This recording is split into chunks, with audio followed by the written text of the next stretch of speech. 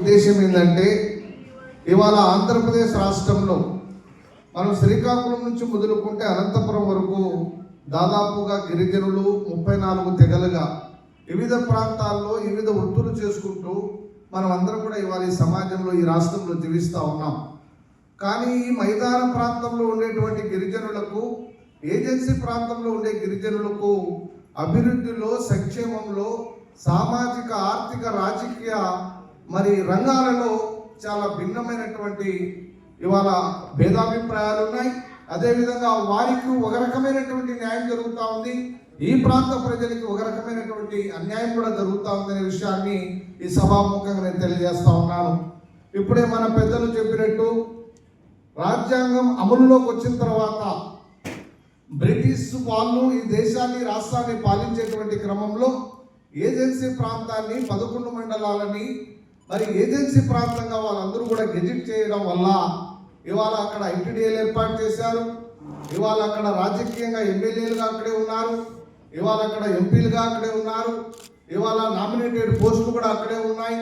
ఇవాళ కేంద్ర రాష్ట్ర ప్రభుత్వాలు ప్రతి ఏటా ఇవాళ కేటాయించేటువంటి నిధులు కూడా గిరిజనులంటే కేవలం ఏజెన్సీ ప్రాంతం అనే విధంగా ఇవాళ అక్కడే ఖర్చు పెడుతున్నారనే విషయం ఇవాళ మనందరికీ కూడా తెలిసిందే.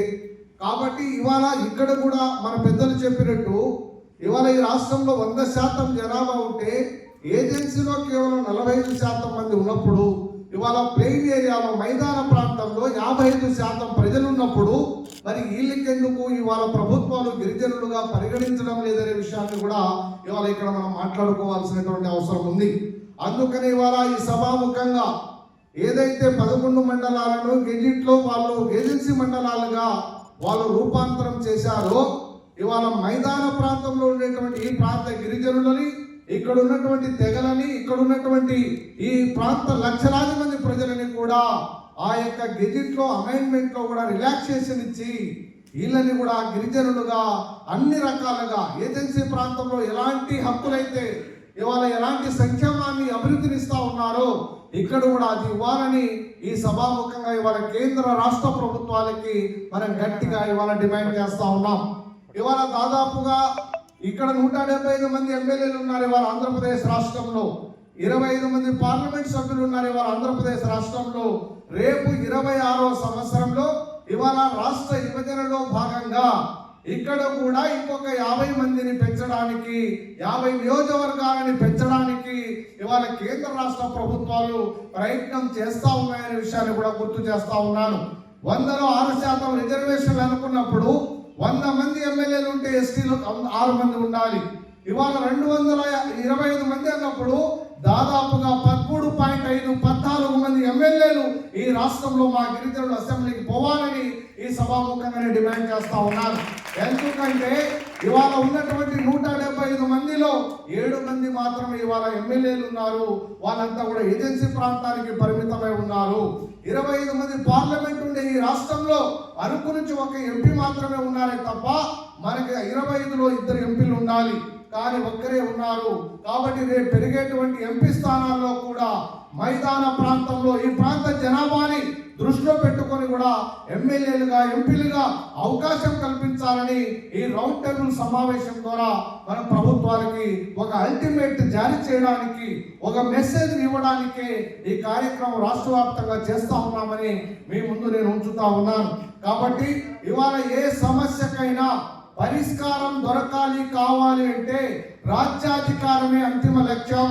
ఏ సమస్యకైనా ఈ సమాజంలో ఈ జాతికి ఏ సమస్య పరిష్కారం కావాలి, ఒక విద్య మంచిగా ఉండాలన్నా, ఒక వైద్యం మంచిగా అందాలన్నా, ఒక కుటుంబం ఆర్థికంగా స్థిరపడాలన్నా, ఒక మనిషి మంచి దుస్తులు ధరించాలన్నా, గౌరవంగా బతకాలన్నా రాజ్యాధికారంలో మన వాటా, మన కోట, మన సీట్లని మనం సాధించుకున్న నాడే ఈ జాతికి మనుగడ ఉంటుందనే విషయాన్ని కూడా నేను గుర్తు చేస్తా ఉన్నా.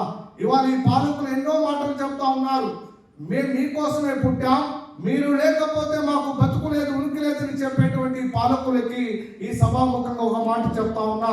ఈ రోజు కూడా ఈ కృష్ణా జిల్లాలో 100,000 కుటుంబాలకి, మా యానాది, మా ఎరుకుల, మా బిడ్డలకి ఆధార్ కార్డు, రేషన్ కార్డు లేదంటే ఈ ప్రభుత్వాలు ఒప్పుకుంటాయా అని సభాముఖంగా నేను అడుగుతా ఉన్నాను.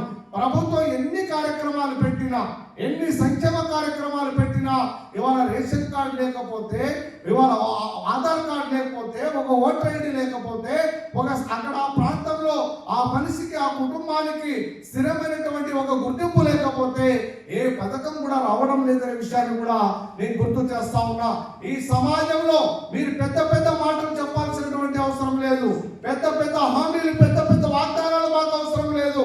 ప్రతి కుటుంబానికి రేషన్ కార్డు ఇచ్చిన రోజే మా జాతి సమాజంలో ప్రభుత్వం ఇచ్చే ప్రతి పథకానికి కూడా అర్హత ఉన్నటువంటి ప్రతి కుటుంబం, ప్రతి వ్యక్తి కూడా దాన్ని నోచుకుంటాడు. దాని ద్వారానే సమాజంలో ఆర్థికంగా కొంచెం స్థిరపడడానికి అది ఒక మూలమవుతుందని కూడా ఈ సభాముఖంగా నేను తెలియజేస్తా ఉన్నాను. కాబట్టి నా ప్రియమైనటువంటి ప్రజలారా, మీ అందరికీ పెద్దలు చెప్పినట్టు ఇక్కడ జాతి యొక్క సంక్షేమాన్ని, జాతి యొక్క గౌరవాన్ని, జాతి యొక్క ఐక్యతని దృష్టిలో పెట్టుకొని ఇవాళ రాష్ట్రం అంతా తిరిగి పనిచేస్తా ఉన్నాం. ఇవాళ ఈ రాష్ట్రంలో ఎన్నో సంఘాలు ఉన్నాయి, ఎంతో మంది నాయకులు ఉన్నారు, మాకన్నా గొప్ప గొప్ప నాయకులు ఉన్నారు.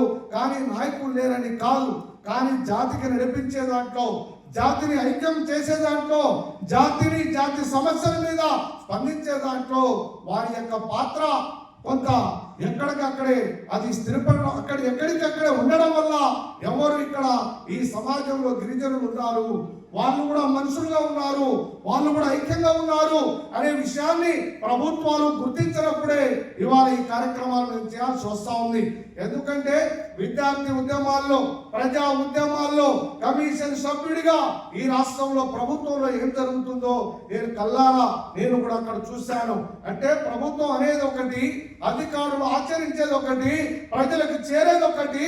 ఇవాళ అందుకనే ప్రజలకి అట్టడుగున ఉన్నటువంటి పేదవాడికి న్యాయం జరగాలంటే మన వాడు కూడా అక్కడ వెళ్ళి మన కోసం అడిగేవాడు, ప్రశ్నించేవాడు, కొట్టాడి మన హక్కుల్ని కాపాడేవాడు కావాలి. కాబట్టి అలా కావాలంటే ఈ హక్కులని కాపాడుకోవాలి. కాబట్టి మనం అందరం కూడా ఇలాంటి వేదికల ద్వారా, ఇలాంటి సమావేశాల ద్వారా, ఇప్పుడే ఒక పెద్ద ఇక్కడ ఒక మాట అన్నారు, ఇక్కడ కేవలం ఒక 100 మంది మాత్రమే ఇక్కడ మనం కలిసాం. ఇలా 100 మంది 100 సార్లు కలిసిన ప్రభుత్వాలలో చలనం రాదు. 100 మంది 100 సార్లు కలిసినా మనం 10,000 మంది అవుతాం. 10,000 మంది ఇలా 100 సార్లు కలిస్తే దానివల్ల ఉపయోగం లేదు. ఈ 100 మంది 100గా 10,000 మంది తయారైతే తప్పనిసరిగా ఈ జాతికి న్యాయం జరుగుతుందని ఇవాళ మన వాళ్ళు చెప్పారు. కాబట్టి మనం 100 మంది 100 మందిగా తయారైతే, 10,000 మందిగా మనం తయారైతే ఈ సమాజంలో గిరిజనులు కూడా ఉన్నారని ఇవాళ ప్రభుత్వాలు, పాలకులు తప్పకుండా గ్రహిస్తారని కూడా ఈ సందర్భంగా నేను మీ అందరికీ కూడా తెలియజేస్తా ఉన్నాను. కాబట్టి ప్రతి జిల్లాలో ఇలాంటి కార్యక్రమాలను ఏర్పాటు చేసి, ఇలాంటి కార్యక్రమాల ద్వారా ఆ జిల్లాలో ఉన్నటువంటి ప్రజలని, విద్యార్థులని, యువకులని, విద్యావంతులని, ఉద్యోగులని, ప్రజా సంఘాల నాయకులని, రాజకీయ పార్టీలో ఉన్న మన గిరిజన బిడ్డలందరినీ కూడా ఈ యొక్క మైదాన ప్రాంతంలో రాజకీయంగా గిరిజనులకు జరుగుతున్న అన్యాయాన్ని వాళ్ళ యొక్క మధ్యలో పెట్టడానికే ఈ సమావేశాలు ఏర్పాటు చేస్తా ఉన్నాం. రాబోయేటువంటి రోజుల్లో మన జాతి పెద్దలు కోరుకున్నట్టుగా ఈ జాతి భవిష్యత్తుని మనం దృష్టిలో పెట్టుకొని పెద్దలు కోరినట్టుగా తప్పనిసరిగా అవసరమైతే ఈ రాష్ట్రంలో ఉన్నటువంటి అన్ని ప్రజలని, ప్రజా సంఘాల నాయకులని కలుపుకొని ఒక వేదికగా ఒక బలమైనటువంటి వాయిస్ ని తీసుకొని పోవడానికి తప్పనిసరిగా అందరితో కూడా కలిసి పనిచేసేదానికి ఏమాత్రం వెనకాడబోయేది లేదని కూడా ఈ సభాముఖంగా నేను తెలియజేస్తా ఉన్నాను. 1962లో మైదాన ప్రాంతంలో ఎస్టీలు 4 ఎమ్మెల్యేలు ఉన్నారు. ఇవాళ రాయలసీమ నుంచి, కదిరి నుంచి ఒక ఎమ్మెల్యేగా ఆ రోజు గోపాల్ నాయక్ పనిచేశారు. అదేవిధంగా నెల్లూరు జిల్లాలో కావలి నుంచి ఒక ఎస్టీ ఎమ్మెల్యే పనిచేశారు. మాచర్ల పాత గుంటూరు జిల్లా నుంచి, మాచర్ల నుంచి ఒక ఎస్టీ ఎమ్మెల్యేగా అసెంబ్లీలో పనిచేశారు. ఎన్టీఆర్ జిల్లాలో జగ్గైపేట నుంచి కూడా ఒక గిరిజనుడు 1962 నుంచి 67 వరకు 5 సంవత్సరాలు ఈ ప్రాంతంలో 4 ఎస్టీ ఎమ్మెల్యేలుగా ఉన్నారనే విషయం మనకి ఎంతమందికి తెలుసని కూడా ఈ సభాముఖంగా నేను తెలియజేస్తా ఉన్నా. అంటే 62 నుంచి 67 వరకు 4 ఎమ్మెల్యేలు పనిచేసిన ఈ ప్రాంతంలో 67లో జరిగినటువంటి డీలిమిటేషన్ లో ఈ రాష్ట్ర జనాభాని రాష్ట్రం ఒక యూనిట్ గా చేసుకొని మొత్తం ఏజెన్సీ ప్రాంతాలకు ఇచ్చారంటే ఆ రోజు పాలకుల యొక్క కుట్ర ఈ యొక్క రిజర్వేషన్లని అక్కడ ఇవ్వడంలో స్పష్టంగా ఉందనే విషయాన్ని కూడా ఈ సందర్భంగా నేను తెలియజేస్తా ఉన్నాను. కాబట్టి ప్రియమైనటువంటి నా ప్రజలారా, మనమందరం కూడా జాతి ఐక్యత కోసం ఏకం కావాల్సినటువంటి అవసరం ఉంది. మనమందరం కూడా రాజకీయాలకు అతీతంగా ఇంతకుముందే పెద్దలు చెప్పినట్టు మీరు ఏ పార్టీలో ఉన్నా మీ పార్టీలకి మీరు ఓటేసుకోండి. కానీ జాతికి అన్యాయం జరిగినప్పుడు, జాతికి సమస్య వచ్చినప్పుడు మనమందరం కూడా ఒకటి అనే ఒక నినాదాన్ని ఈ పాలకులకు చెప్పాలి.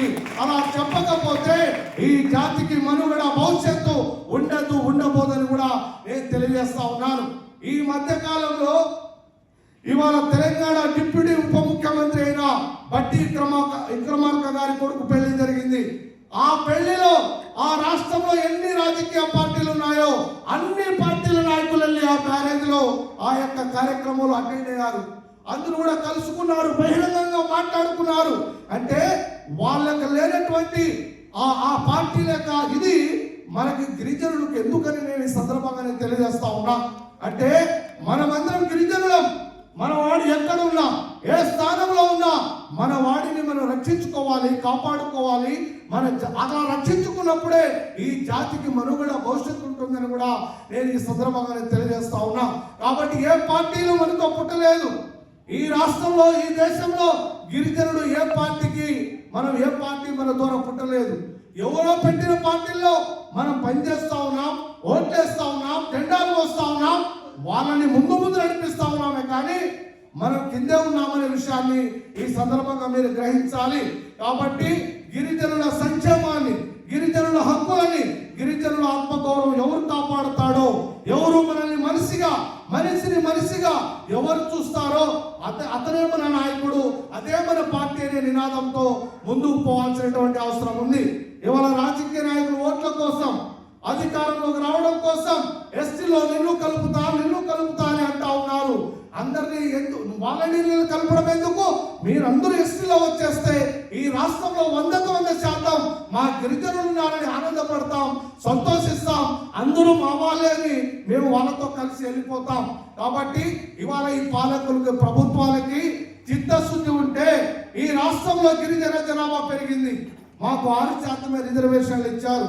ఆ 6% కూడా ఎక్కడ కూడా సక్రమంగా అమలు చేయడం లేదు. ఇవాళ ప్రభుత్వ రంగ సంస్థలో ఉద్యోగాలు లేవు, బ్యాక్లాగ్ పోస్టులు లేవు, ప్రైవేట్ రంగంలో రిజర్వేషన్ లేదు. కాబట్టి మీకు చిత్తశుద్ధి ఉంటే మా జనాభా ఈ రాష్ట్రంలో 10%, మీరు వాలంటీర్లను చేరుస్తామనడం అది అందరూ చెప్తారు. మీకు గిరిజనుల పైన చిత్తశుద్ధి ఉంటే, నిజంగా మీరు నాయకులుగా ప్రభుత్వాల్లో ఈ జాతి మంచి కోరుకోవాలనుకుంటే మీరు మా రిజర్వేషన్ని 10% పెంచమని ఈ సభాముఖంగా నేను డిమాండ్ చేస్తా ఉన్నా. ఆ 10% కూడా ప్రభుత్వ రంగమే కాదు, ప్రైవేట్ రంగంలో కూడా పెంచమని కూడా ఈ సభాముఖంగా నేను తెలియజేస్తా ఉన్నాను. కాబట్టి మాకు ప్రైవేట్ రంగంలో రిజర్వేషన్లు కావాలి, ప్రభుత్వ రంగంలో రిజర్వేషన్లు కావాలి. మైదాన ప్రాంతంలో రాజకీయంగా ఎమ్మెల్యేలుగా, ఎంపీలుగా అవకాశం కావాలి. కేంద్ర రాష్ట్ర ప్రభుత్వాలు కేటాయించే నిధులలో మా జనాభా నిష్పత్తి ప్రకారంగా 40